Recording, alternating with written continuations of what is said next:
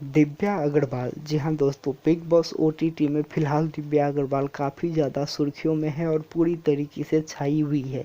जैसा कि आप लोगों को पता होगा कि पिछले ही दिनों बिग बॉस ओटीटी का पहला संडे का वार हुआ, जिसमें करण जौहर के निशाने पर थे दिव्या अग्रवाल, क्योंकि करण जौहर ने बहुत सनसनीखेज और बहुत बड़े बड़े आरोप दिव्या अग्रवाल पर लगाए, लेकिन दिव्या अग्रवाल ने भी उन सभी का मुंह तोड़ जवाब दिया। लेकिन क्या होता है कि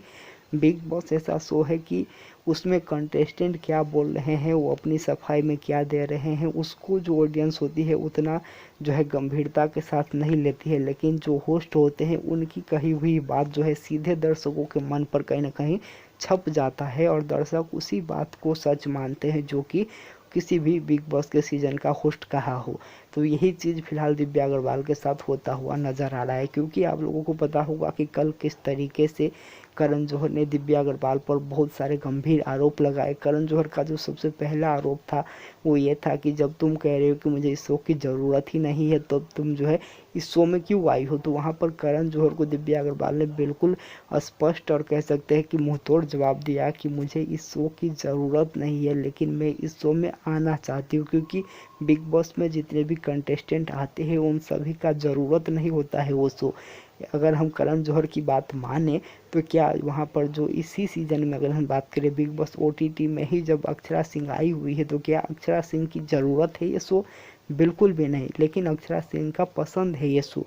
यानी कि ज़रूरत और पसंद के बीच में जो डिफरेंस होता है वो करण जौहर को वहाँ पर समझनी चाहिए, जो कि कल आप लोगों ने देखा कि बिल्कुल स्पष्ट तौर पर दिव्या अग्रवाल ने करण जौहर को समझाया कि मेरा जो ये शो है ये ज़रूरत नहीं है, ना ही तो मुझे पैसे की कमी है, ना ही तो मेरा करियर डाउनफॉल हो रहा है, और ना ही तो किसी भी प्रकार से ऐसा था कि मुझे बिग बॉस शो जो है किसी भी हालत में करना ही था। लेकिन मुझे बिग बॉस में आना था, मेरा फेवरेट शो है बिग बॉस में आना चाहती थी, इसीलिए मैं बिग बॉस में आई हूँ। तो बिल्कुल स्पष्ट तौर पर वहाँ पर दिव्या अग्रवाल ने करण जौहर को जवाब दिया। लेकिन क्या होता है कि उसके बावजूद भी करण जौहर का कहा हुआ बात जो है वो दर्शक के मन में छप जाता है, क्योंकि करण जौहर होस्ट है उस शो को और वो न्यूट्रल तरीके से कहते हैं। हम देखते हैं क्योंकि किसी भी शो का जो होस्ट होता है वो कहते ज़रूर है कि मैं न्यूट्रल हूँ, लेकिन उनका भी झुकाव किसी न किसी कंटेस्टेंट के प्रति साफ देखा जा सकता है। इसके अलावा जो करण जौहर है उन्होंने एक और आरोप लगाए थे दिव्या अग्रवाल पर कि वो जो है बैक बिचिंग करती है और दूसरों की जो जोड़ी है, दूसरी की जो कनेक्शन है उसको तोड़ने की कोशिश करती है। उस पर भी आप लोग देखिए दिव्या अग्रवाल ने क्या सटीक जवाब दिया कि अगर मेरे बारे में कोई पीठ पीछे बात करता है तो बैक बिचिंग नहीं होती है, लेकिन मैं किसी के बारे में अगर बैक बिचिंग यानी कि बात करता हूँ तो बैक बिचिंग हो जाती है। बिल्कुल सही कहा। कल ही आप लोगों ने जो पहला इस हफ्ते का हम कह सकते हैं कि बिग बॉस ओटीटी का संडे का वार हुआ, उसमें ये बात बिल्कुल स्पष्ट हुई कि जो वहाँ पर समिता सेठी है वो भी दिव्या के बारे में पीठ पीछे बात करती है और तमाम जो कंटेस्टेंट है वो भी एक दूसरे के बारे में बात करते हैं। लेकिन आप लोगों ने देखा होगा कि किस तरीके से उसी एपिसोड में करण जौहर ने जब समिता सेठी को इस पर बिल्कुल क्लीन चिट दे दी कि तुम जो दिव्या अग्रवाल के बारे में बात करते हो किसी और से, वो बैक बीचिंग नहीं है, लेकिन दिव्या अग्रवाल किसी के साथ तुम्हारी पीठ पीछे बात करती थी वो जो है बैक बीचिंग है। जबकि आप ये पूरा हफ्ता देखेंगे तो इनफैक्ट